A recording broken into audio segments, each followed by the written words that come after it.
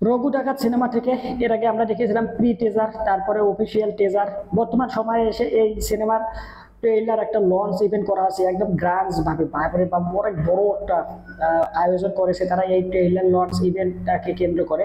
আর এর পাশাপাশি আমরা খাদান সিনেমাও দেখেছিলাম, তারা বেঙ্গল ট্যুর করেছিলেন কলকাতার বিভিন্ন জায়গায় নিয়ে গিয়ে তারা বিভিন্ন প্রমোশনাল ম্যাটেরিয়াল যে রয়েছে সিনেমার প্রি টেজার বলেন, ট্রেজার বলেন, অফিসিয়াল ট্রেলার বলেন, এছাড়া মিউজিক বা গান যে রয়েছে, ঠিক একইভাবে এই রঘু ডাকাত সিনেমাটার ক্ষেত্রে আমরা দেখতে পেরেছি এক একটা জায়গায় গিয়ে তারা এক একটা প্রমোশনাল ম্যাটেরিয়াল ড্রপ করেছে।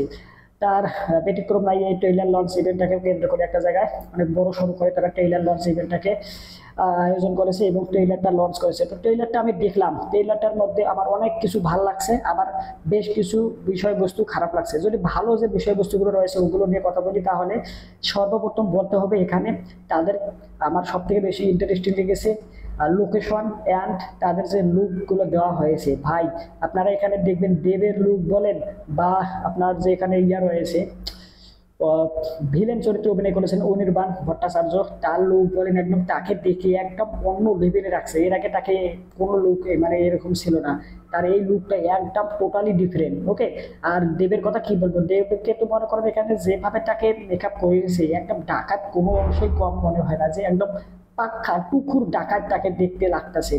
আর এর পাশাপাশি যেসব লেডি চরিত্র বা মেয়ে যে রয়েছে, মহিলা চরিত্র বলেন বা অ্যাক্টার্স বলেন, ধরেন আপনার ইডিকা পল বা আরো যেসব অভিনেত্রী রয়েছে তারাও ওদেরকেও খুব ভালোভাবে তাদেরকে মেকআপ আর্টিস্টের মাধ্যমে সুন্দর করে প্রেজেন্ট করেছে এবং তাদের কিন্তু অ্যাকশন করেছে একদম দুর্ধর্ষ লাগছে দেখতে।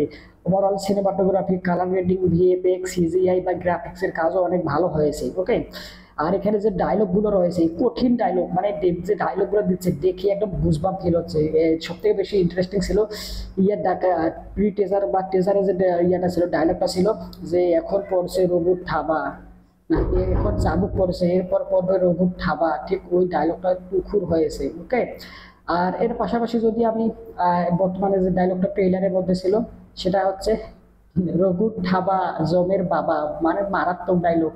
আর যে খারাপ বিষয়বস্তুগুলো নিয়ে বলি সেটা হচ্ছে এই সিনেমার অ্যাকশন গুলো খুব বেশি একটা ভালো হয়নি বলে আমি মনে করবো। যেরকম আমাদের আশা আকাঙ্ক্ষা এক্সপেকটেশন স্বপ্ন ইচ্ছা ছিল ওরকমটা হয়নি। একটা সিন রয়েছে যেখানে দেব উড়ে যাচ্ছে, ওকে, একটা জাহাজ রয়েছে, জাহাজের মধ্যে নিচের থেকে উড়ে যাচ্ছে, দেখতে কিরকম অড লাগে, বিরক্ত লাগে, মানে ওইটা কোনোভাবে আমার কাছে আর কি জাস্টিফাই মনে হয়নি। মনে হয়েছে যে এটা মানে এই সিকোয়েন্সটা এই ক্লিপসটা না রাখলে ভালো হতো, মানে কিরকম মানে পাখির মতো উড়ে যাচ্ছে, এটা আমার কাছে একদম জঘন্য লাগছে, বিশ্রী লাগছে এই একটা বিষয়। আর অ্যাকশন গুলো আরো একটু ডান্স আরো একটু মানে তারা লোকেশন বলেন বা হচ্ছে যেভাবে প্রেজেন্ট করছে সুন্দর হয়েছে, তবে অ্যাকশন গুলো কোথাও গিয়ে একটুখানি লো লো মনে হয়েছে, কোথাও গিয়ে স্যাটিসফাই করতে পারেনি এই অ্যাকশন গুলো।